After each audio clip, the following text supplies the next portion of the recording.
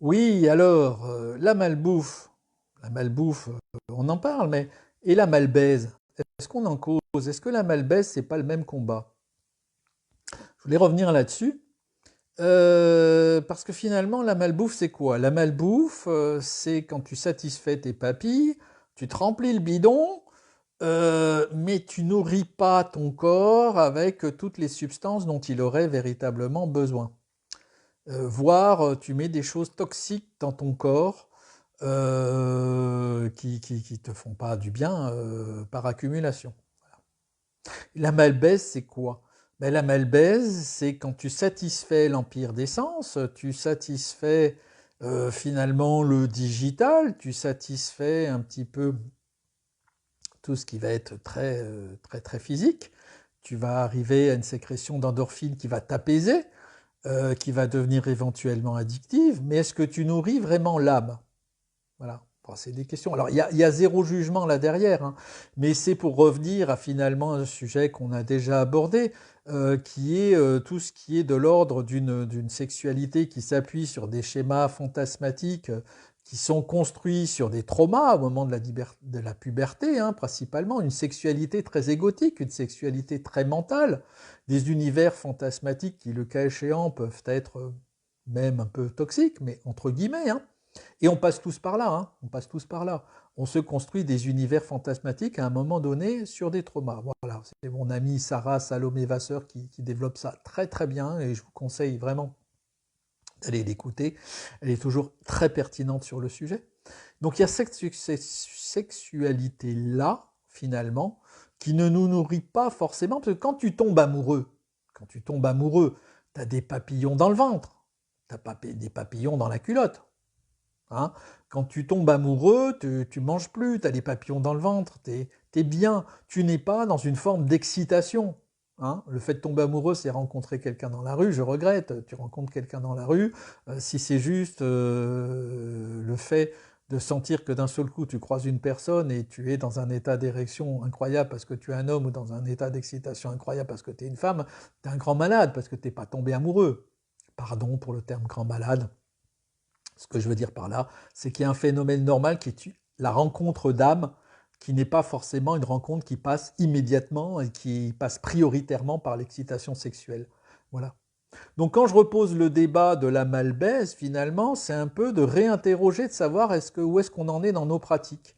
Est-ce qu'on est dans des pratiques où finalement on privilégie la relation intime par rapport à la possibilité qu'a notre partenaire à nous maintenir, à nous conforter dans nos univers fantasmatiques, ou est-ce qu'on est dans une relation où finalement on est plus sur une connexion qui va plus venir de l'âme, qui va plus être une connexion de découverte, qui va être une connexion beaucoup plus ouverte et beaucoup moins addictive, parce que la sexualité qui est orientée très fantasmagorie, elle est forcément addictive.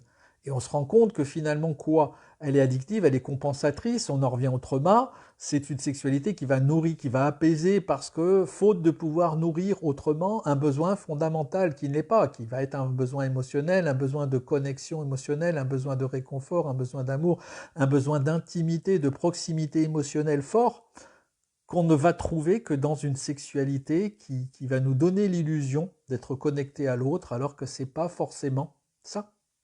Et parfois, il y a des couples qui fonctionnent très bien comme ça, parce que si vous avez deux partenaires qui finalement ont des univers fantasmatiques qui sont connectés, bon, ben finalement, c'est ok, c'est très bien comme ça. Mais n'oublions pas non plus que cette forme de sexualité-là, qui est très égotique, finalement, il y a une vraie objetisation du partenaire, puisque finalement, l'autre par son corps, ne participe jamais finalement autrement qu'à un acte de masturbation. On se masturbe mutuellement avec le corps de l'autre qui devient un stimulant génital. C'est ça le plus souvent. Et tu mets là-dessus, tu saupoudres là-dessus un univers fantasmatique, et voire éventuellement tout seul, hein, d'ailleurs, dans une sexualité tout seul, par l'onanisme, où tu vas avoir une stimulation physique de l'appareil génital, et puis tout un cinéma, tout un théâtre fantasmatique qui va te permettre d'arriver à un apaisement à une activité sexuelle qui va finalement être un tremplin, qui va être un apaisement, qui va être quelque chose de compensatoire par rapport à un besoin qui n'est pas nourri. Voilà. Donc la question qui se pose, hein, c'est de savoir à un moment donné si on ne réinterroge pas nos pratiques, si dans le cas où on s'interroge sur nos relations, sur ce qu'ils nous apportent, y compris sur le terrain intime, est-ce qu'on ne va pas d'ailleurs prioritairement sur des relations parce qu'on va avoir une forme d'excitation, parce qu'on va avoir une adéquation par rapport à un environnement fantasmatique qui va lui-même nous permettre d'apaiser des besoins, certes sexuels, mais des besoins émotionnels aussi, et qui ne seront que compensatoires, qui ne seront pas la vraie nourriture, alors que dans une relation avec une connexion d'âme, on va dire, on va aller peut-être vers quelque chose d'autre. On va aller peut-être vers une relation où la relation elle-même nourrit l'âme, donc la relation elle-même nourrit le besoin affectif profond, la relation parce qu'elle est va apaiser, la relation parce qu'elle est va être sécurisante, la relation parce qu'elle est va nous donner une certaine forme de réconfort, une forme d'amour, une forme de connexion, une forme d'intimité émotionnelle qui fera que finalement la sexualité va avoir un autre champ. Elle va venir compléter cet aspect des choses et elle ne va plus être là comme un élément compensatoire.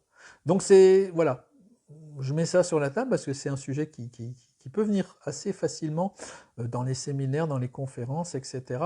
C'est quel est finalement, comment je qualifie le rapport dans l'intime que j'ai avec l'autre et dans quelle mesure l'autre me nourrit réellement émotionnellement, dans quelle mesure la relation que j'ai avec l'autre m'amène à répondre, m'amène à contribuer à mes besoins émotionnels, ou alors dans quelle mesure la relation que j'ai avec l'autre, eh bien finalement elle nourrit quelque chose qui est plus de l'ordre de la compensation. Sur le terrain de l'intime, elle va être plus de l'ordre de la contribution à l'alimentation de quelque chose de très fantasmatique, quelque chose de éventuellement addictif, et là c'est là où c'est problématique.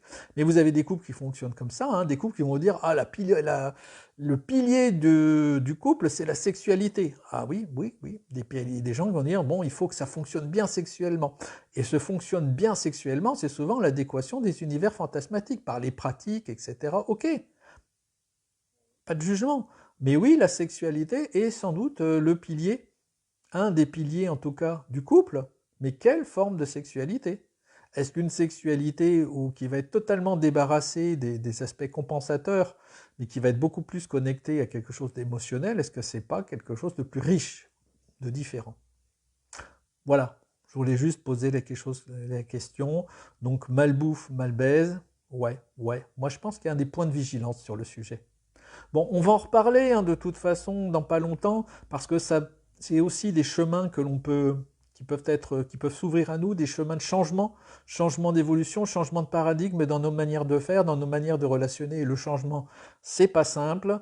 Il y a d'ailleurs le prochain bouquin qui sort, je pense, en fin de semaine prochaine, sinon la semaine d'après, qui s'appelle d'ailleurs La métaphysique du changement, où on verra que c'est très compliqué. Changer, c'est compliqué, mais c'est pas impossible.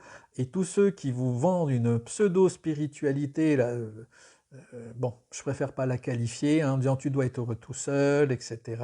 Tu dois t'autosuffire, machin. Enfin voilà, des trucs qui sont absolument pas connectés. On démystifie tout ça à l'occasion, mais on reparlera de l'ouvrage le moment venu. Belle journée à toi.